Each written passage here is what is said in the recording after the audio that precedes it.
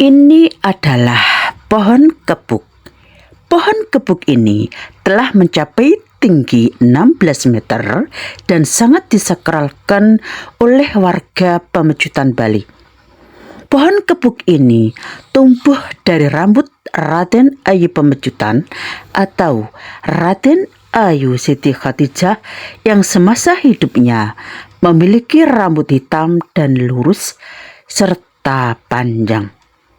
Dan karena itulah disebut taru rambut. Pohon taru rambut yang tumbuh di makam Raden Ayu Siti Khadijah diyakini telah memiliki khasiat untuk menyembuhkan penyakit, terutama penyakit kulit, dan juga untuk meningkatkan kesejahteraan dan keselamatan. Ada lagi yang mengatakan bahwa pohon kepuk yang tumbuh besar tepat di tengah makamnya Siti Khadijah ini adalah merupakan jelmaan sisir atau pendok atau tusuk kondi yang dikenakan Siti Khadijah semasa hidupnya. Pendok itu merupakan karomah yang diberikan Allah sebagai wujud menjadi pohon keramat. Dan keberadaan pohon itu juga membuktikan bahwa Raden Ayu Siti Khadijah atau Raden Ayu Pemecutan telah memiliki karomah melebihi manusia biasa.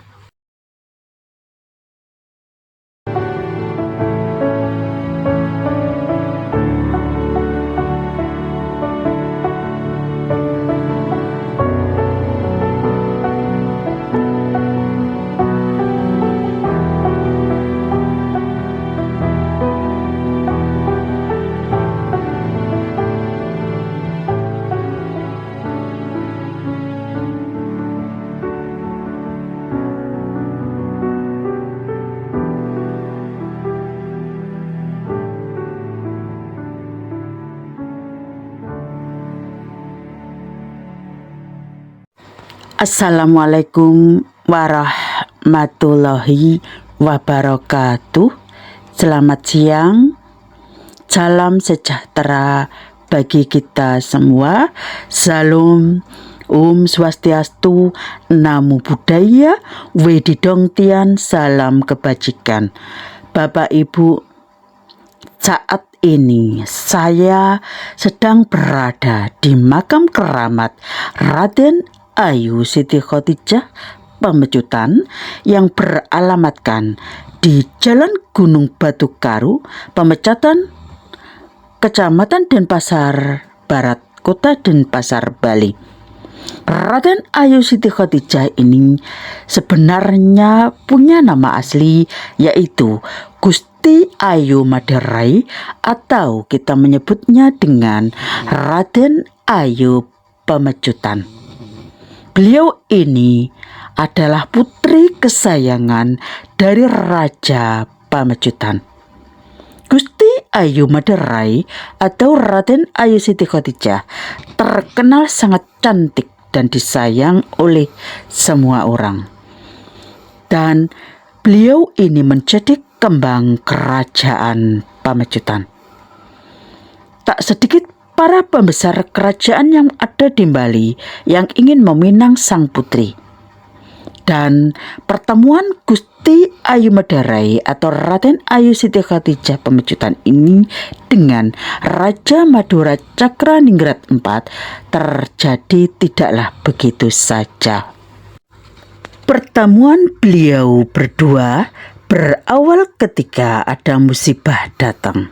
Sang putri mengidap penyakit kuning dan Raja Pemecutan sudah berusaha untuk menyembuhkan sang anak kesayangannya, namun tak berhasil menyembuhkan sang putri.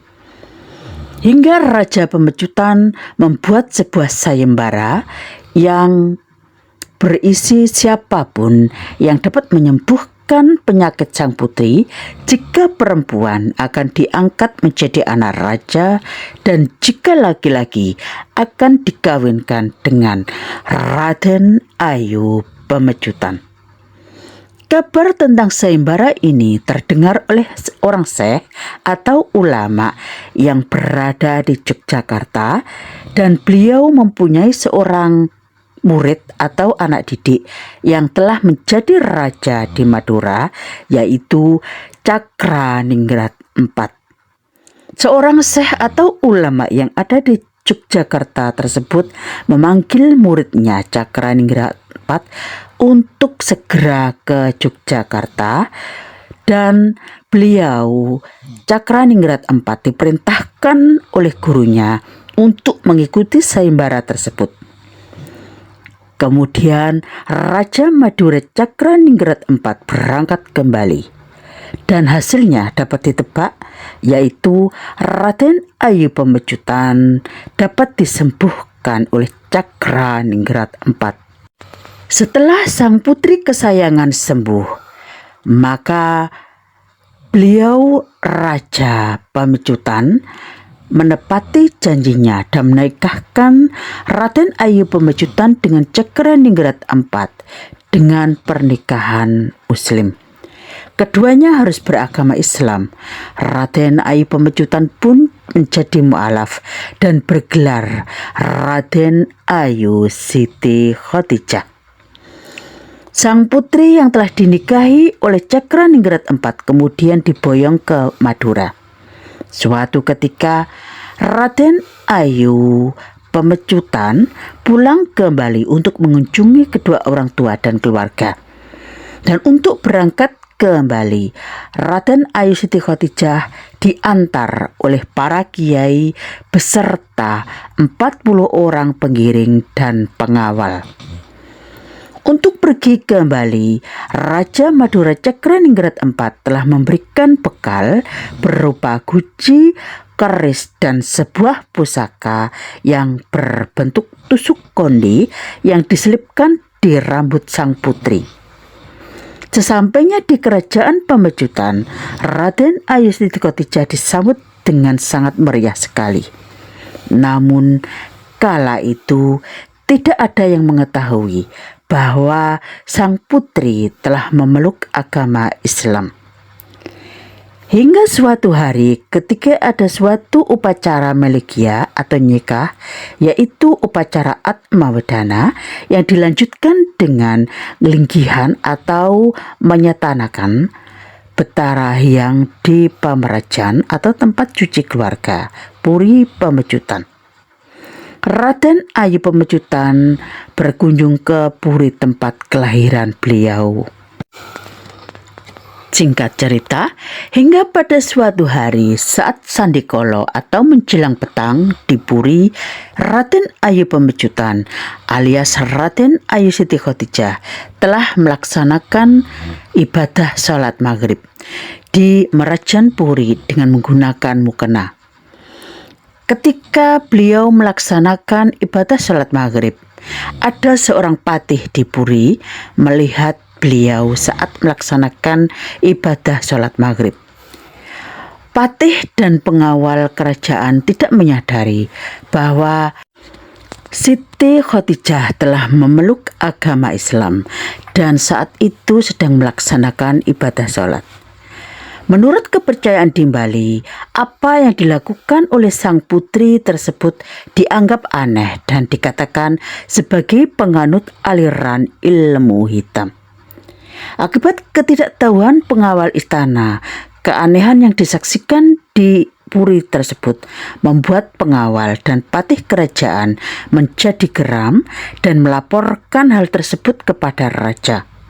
Mendengar laporan Ki Patih tersebut, sang raja menjadi sangat murka. Ki Patih diperintahkan untuk membunuh putrinya, Raden Ayu Siti Khadijah. Raden Ayu Siti Khadijah dibawa ke kuburan areal pemakaman yang luasnya 9 hektar.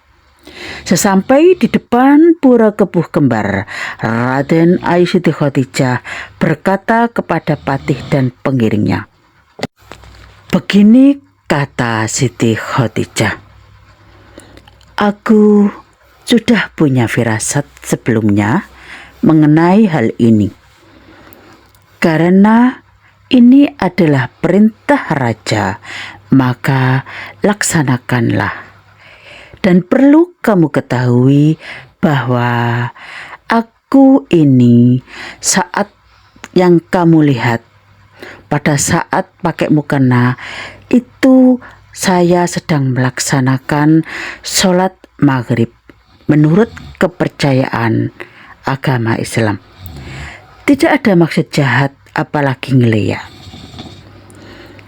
Kemudian setelah itu Raden Ayu Siti Khadijah berpesan kepada sang patih, "Jangan aku dibunuh dengan menggunakan senjata tajam. Karena senjata tajam tak akan dapat membunuhku.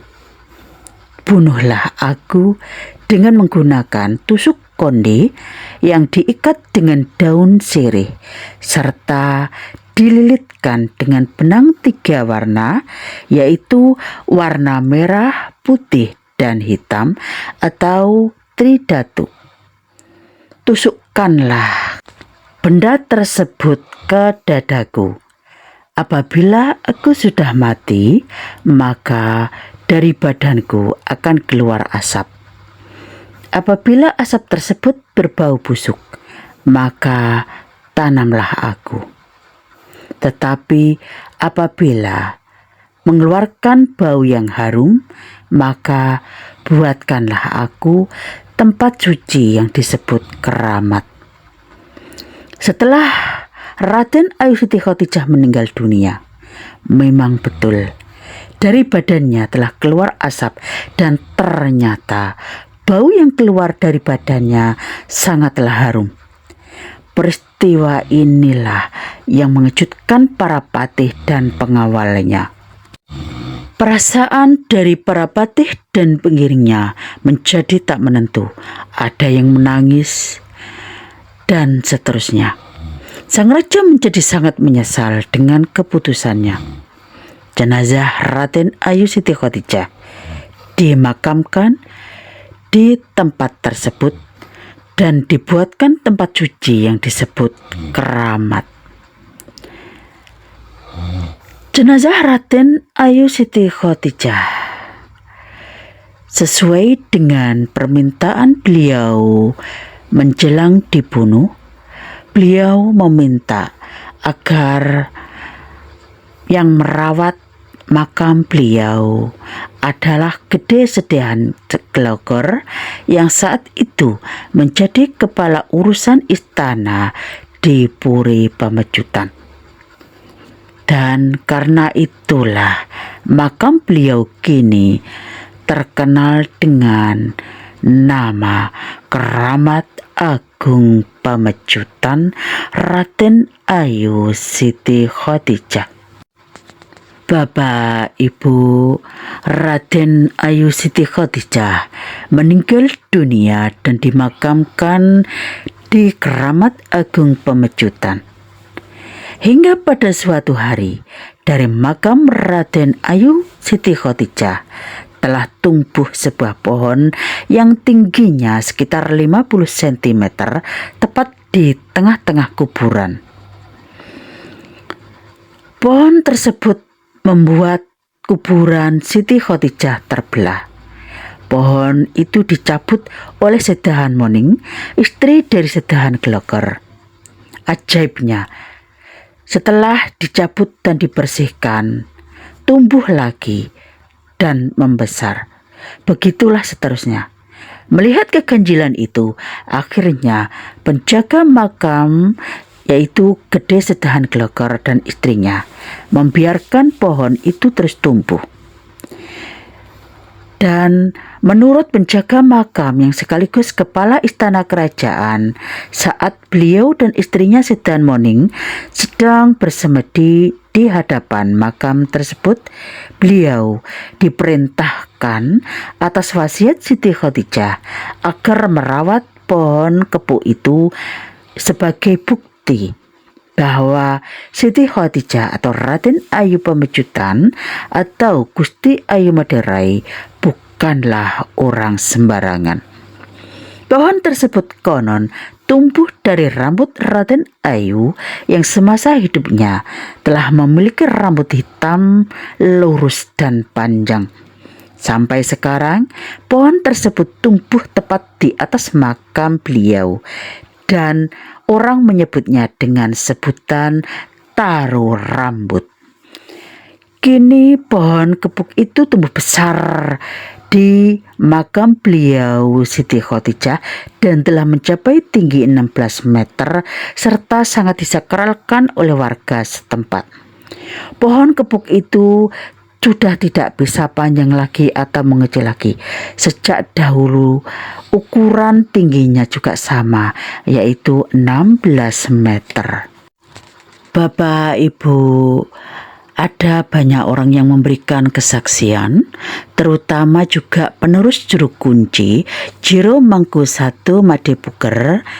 Sering di sekitar makam tersebut telah terjadi hal-hal di luar akal sehat manusia selama beliau berada di makam Keramat Agung Pamecutan.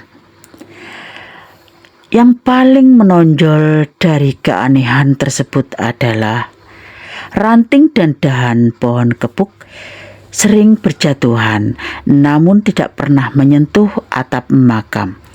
Ranting atau dahan pohon itu hanya berjatuhan di sebelah makam, seperti ada yang melempar ke sebelah makam. Pohon kepuk yang tumbuh besar tepat di tengah makam beliau Siti Khadijah Pamecutan, ada yang mengatakan itu jelmaan dari sisir atau pendok atau tusuk kondi yang dikenakan Siti Khadijah sewaktu masih hidup. Pendok itu atas karomah yang diberikan Allah Subhanahu wa Ta'ala berubah wujud menjadi pohon keramat.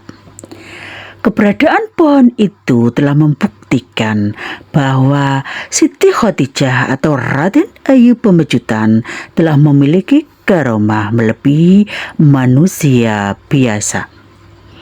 Adapun sebagai bentuk pertanggungjawaban raja kepada 40 orang pengiring dan pengawal Raden Ayu Siti Khadijah yang diutus oleh Raja Madura Cakraningrat IV, raja ayah kandung dari Siti Khadijah. Sebagai penebusan atas penyesalannya, beliau memberikan tempat bermukim di daerah Kepaun, dan kini daerah Kepaun itu merupakan kampung Islam yang berkembang sangat pesat sekali, dan pewaris Raja Pamecutan selalu hadir pada perayaan Hari Besar Islam. Kehadiran keluarga besar Puri Pamecutan sebagai bukti bahwa antara Islam dengan Hindu adalah bersaudara, sehingga kampung Islam Kepaun dengan Puri Pamecutan terjalin ikatan yang memberikan indikator dari pernikahan Putri Raja Badung Gusti Ayu Maderai atau Siti Khadijah, atau kita mengenalnya sebagai Raden Ayu Pamecutan, dengan Raja Madura Cakraningrat IV. Bahkan penguasa Puri Pamecutan, Raja Cokorda Pamecutan IX mengakui bahwa kampung Islam Kepaun merupakan saudaranya yang berdasarkan perkawinan keturunan Raja Pamecutan dengan Raja Madura Cakraningrat IV. Mengenai aji atau upacara yang dipersembahkan di makam keramat beliau adalah odalannya atau pujawali jatuh pada Rejite atau Minggu Wuku Pujut sebagai peringatan hari kelahiran beliau atau otonan. Persembahan sesaji yang dihaturkan adalah mengikuti cara kejawen, yaitu tumpeng putih, kuning, jajan, buah-buahan, lauk pauk tanpa daging sapi. Saat Makam Keramat Agung Pamecutan saat ini telah mengalami renovasi dan diperluas menjadi 400 meter persegi. Bapak Ibu, kesimpulan dari bahasan saya ini adalah makam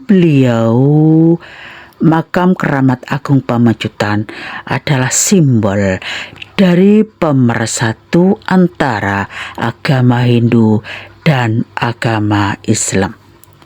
Demikian sejarah Raden Ayu Pamecutan yang bisa saya bagikan.